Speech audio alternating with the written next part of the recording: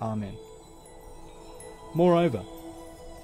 just as all the proofs demonstrating the veracity of the revealed scriptures, and all the miracles and evidences proving the prophethood of Allah's beloved, peace and blessings be upon him, and of all the prophets indirectly prove the reality of the hereafter, which is what they teach above all else. So most of the evidences for the existence and unity of the necessarily existent testify indirectly to the existence and opening up of an eternal realm of bliss, which will be a supreme manifestation of dominicality and divinity. For as is explained and proved in the following paragraphs, both the existence of the necessarily existent one and most of his attributes, functions and names like dominicality, Godhead, mercy, grace, wisdom and justice, necessitate the hereafter with utmost certainty and demand an eternal realm and the resurrection of the dead and last judgment for the granting of reward and punishment. Since there is a pre-eternal and post-eternal Allah, most certainly there is the hereafter, the everlasting means of the sovereignty of his Godhead. And since there is in the universe and in living beings a most majestic, wise and compassionate, absolute dominicality, and it is apparent there is certain to be an eternal realm of happiness, which will save the majesty of that dominicality from abasement, its wisdom from purposelessness, and its compassion from cruelty. And that realm shall be entered. And since the unlimited bestowals, bounties, favours, gifts, and instances of grace and mercy, which are to be seen, show to minds that are not extinguished, and hearts that are not dead, that behind the veil of the unseen is one all-merciful and compassionate. Surely there is an immortal life in an eternal realm, which will save the bestowal from mockery, the bounties from deception, the favours from enmity, the mercy from torment, the grace and gifts from treachery, and will make the bounties bounty, and the bestowal bestowal. And since in the springtime, on the narrow page of the earth, a pen of power writes 100,000 books without error tirelessly before our eyes, and since the holder of the pen has promised 100,000 times, I'm going to write a fine, immortal book in a broad realm, easier than this book of the spring, which is written in this narrow realm, confused and intermingled, and I shall allow you to read it. He mentions the book in all his decrees. Certainly, the main part of the book has been written, and with the resurrection and last judgment, its footnotes shall be added, and all the notebooks of people's actions shall be recorded in it. And since, with its multiplicity of creatures,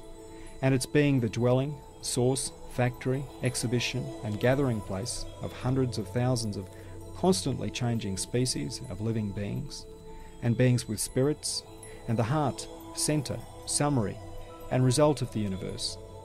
and the reason for its creation, the earth has supreme importance,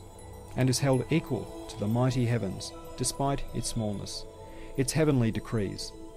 It is always said, رب السماوات والأرض, sustainer of the heavens and earth. And since there is man who rules over the earth, which is thus, has disposal over most creatures, and subjects most living beings, gathering them around himself, and so orders, displays, and gathers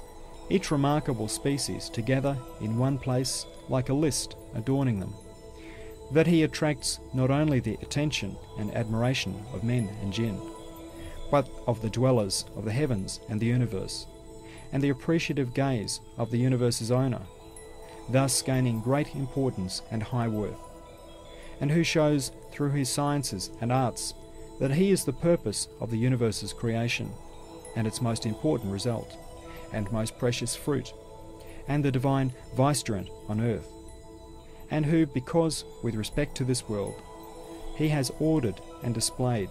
excellently the miraculous arts of the world's maker, is left in this world despite his rebellion and disbelief, and whose punishment is postponed, and because of this work of his, whose term is prolonged and is allowed success. And since there is an extremely powerful, wise, and compassionate disposer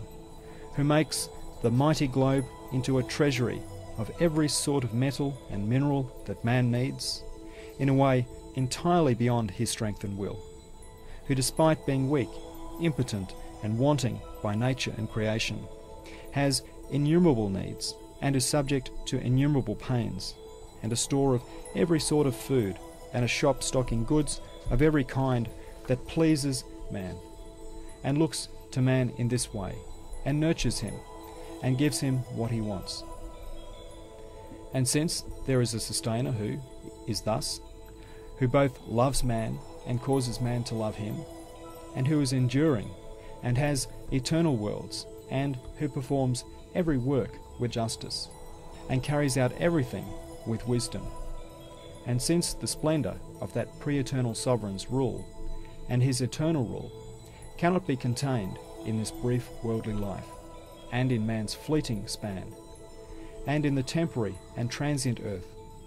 and since the excessive wrongdoing and rebellion that occur among men,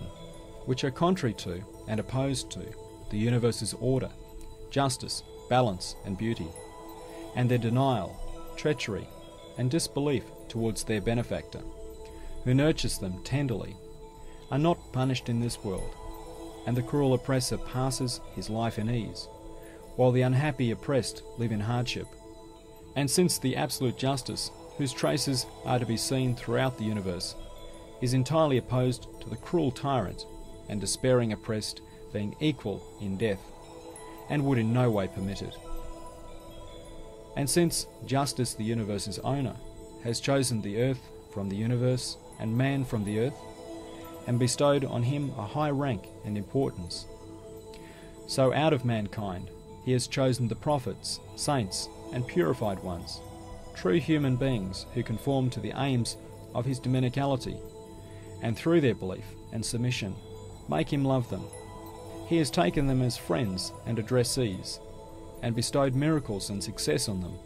and punished their enemies with heavenly blows.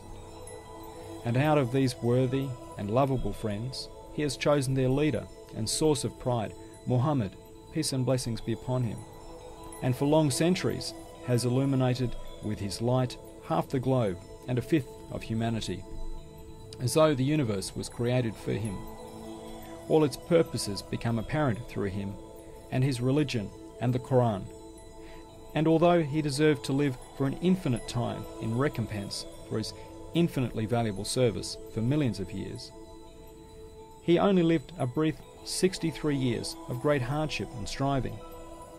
Is there any possibility then that he should not be resurrected together with all his peers and friends,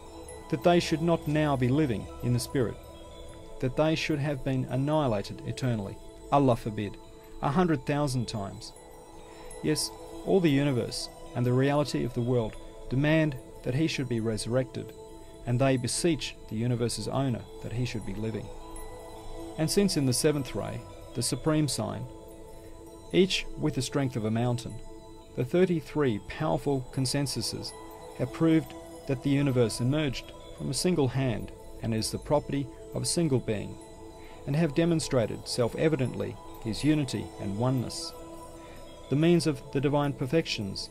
and through unity and oneness all beings become like soldiers under orders and subservient officials,